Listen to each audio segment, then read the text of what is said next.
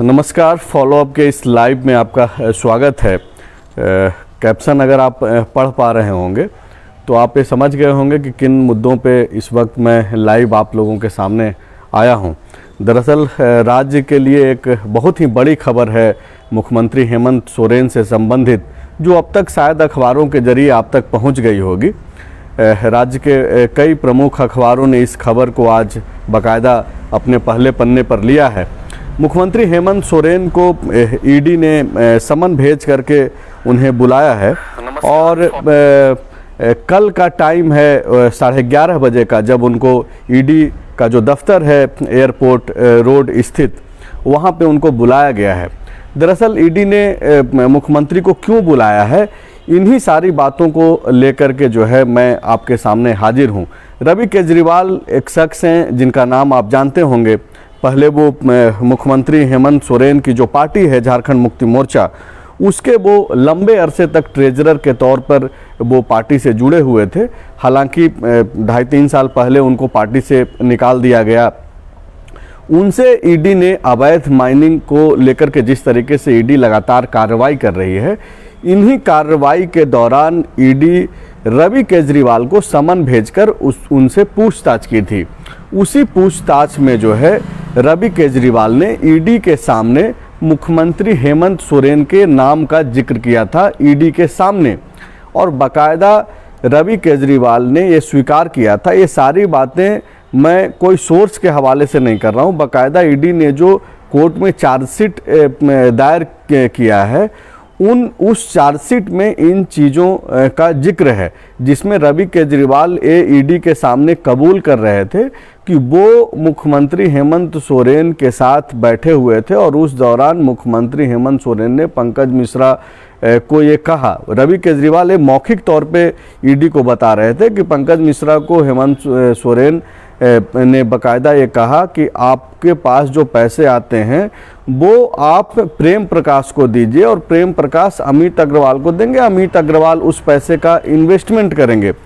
ये सारी चीज़ें जो है वो चार्जशीट में बाकायदा मेंशन है।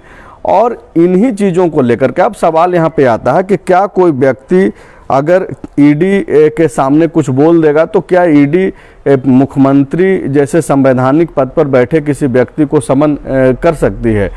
तो ईडी के पास एक अधिकार है। ईडी जरूर, चाहे वो कोई भी हो, ईडी के पास इतने ज़्यादा राइट्स दे दिए गए हैं कि वो मुख्यमंत्री को भी समन कर सकता है और इन्हीं अपने अधिकारों के तहत जो है समन भी किया गया है। लेकिन इसके पहले रवि केजरीवाल की बातों को पुष्टि के लिए क्रॉस वेरिफिकेशन भी किया गया है। आपको मालूम है कि प्रेम प्रकाश अभी ईडी के गिरफ्त में हैं, अमित अग्रवाल अभी ईडी के गिरफ्त में हैं, पंकज मिश्रा अभी ईडी के गिरफ्त में हैं। तो ये सारे जो सर्कल है वो एक दूसरे से मिल रहा है और यही वजह है कि ईडी अब सीधे तौर पर जो है हेमंत सोरेन के करीब जा पहुंचा है और बाकायदा ईडी ने मुख्यमंत्री हेमंत सोरेन को कल बुलाया भी है। गुरुवार का दिन है, 11:30 बजे उनको बुलाया गया है। लेकिन जो मेरे पास अब तक जो खबरें आ रही है, हालांकि ये खबरें अभी अपुष्ट ही है, इसकी पुष्टि नहीं हुई है। वो खबर ये है कि मुख्यमंत्री ईडी कार्यालय कल हो सकता है कि नहीं जाएंगे, वो कोर्ट का दरवाज़ा खटखटाएंगे और इस दौरान वो ईडी को एक एप्लीकेशन भी दे सकते हैं कि भाई वो अभी आने में जो है सक्षम नहीं है। इसके पहले आप देखे होंगे कि मुख्यमंत्री के जो प्रेस एडवाइज़र थे अभिषेक प्रसाद उर्फ पिंटू, उनको जब ईडी ने समन किया था तो वो भी ईडी के 1-2 समन के बाद ही वो पेश हुए थे। सबसे पहले मुख्यमंत्री जरूर यह कोशिश करेंगे कि कोर्ट अपर सुप्रीम कोर्ट जाकर के जो है उनको किसी तरीके से राहत मिले। तो एक तो ये चीज़ें हो गई कि जो चीज़ें चल रही है और काफ़ी बहुत ही बड़ी खबर है ये और इसको लेकर के आना ही था। इसके जो इम्पैक्ट पड़ रहा है पॉलिटिकली, जो इम्पैक्ट पड़ेगा उसको आप देखिए कि किस तरीके से आज ये सुबह में अखबारों के जरिए आप तक खबरें पहुंची और उसके बाद जो है आज शाम में मुख्यमंत्री आवास में यूपीए विधायक दलों की जो है वहाँ पे एक बैठक भी बुलाई गई है, ऐसी सूचना आ रही है। हालांकि अब तक पत्रकारों को इसके बारे में ऑफिशियल जानकारी नहीं आई है, लेकिन मेरे पास जो खबरें हैं उसके मुताबिक आज मुख्यमंत्री आवास में यूपीए के विधायक एकजुट होंगे, जहाँ पे रणनीति बनाई जाएगी कि कैसे ये जो बड़ा संकट यूपीए के ऊपर आ पड़ा है उससे कैसे निपटा जाए। आपको मालूम है कि लगातार जिस तरीके से मुख्यमंत्री हेमंत सोरेन का खनन पट्टा का जो मामला है, वो अनगढ़ा स्थित 88 डिसमिल का जो चुनाव आयोग में मामला लंबित है, राज्यपाल के पास लिफाफा आया, राज्यपाल फिर से जो है सेकंड ओपिनियन के लिए चुनाव आयोग के पास भेजे हैं। इस संकट आप देखिए कि कैसे मुख्यमंत्री के चारों ओर जो है संकट गहराते जा रहा है। ये 88 डिसमिल का जो खनन पट्टा का मामला है वो एक दूसरा मामला है। अभी जो फिलहाल ईडी ने मुख्यमंत्री हेमंत सोरेन को समन किया है वो अवैध माइनिंग को लेकर के है, जो साहेबगंज के इलाके में जो हो रहा था, और जिसके वजह से अभी मुख्यमंत्री के विधायक प्रतिनिधि, जहां से मुख्यमंत्री चुनाव जीत करके आते हैं बरहेट से, वहां से पंकज मिश्रा जो उनके विधायक प्रतिनिधि हैं वो अभी जेल में हैं। प्रेम प्रकाश जो सत्ता का काफ़ी करीब माना जाता है, हालांकि वो पिछली सरकारों में भी सत्ता के काफ़ी करीब रहे, वो भी अभी जेल में हैं। अमित अग्रवाल, जिनका नाम हमेशा से मुख्यमंत्री हेमंत सोरेन और उनके व्यावसायिक कार्यों के लिए उनका नाम जोड़ा जाता रहा है, वो भी अभी जेल में हैं। अभिषेक प्रसाद पिंटू जो मुख्यमंत्री के प्रेस एडवाइज़र हैं, उनसे ईडी कई दफ़े पूछताछ कर चुकी है।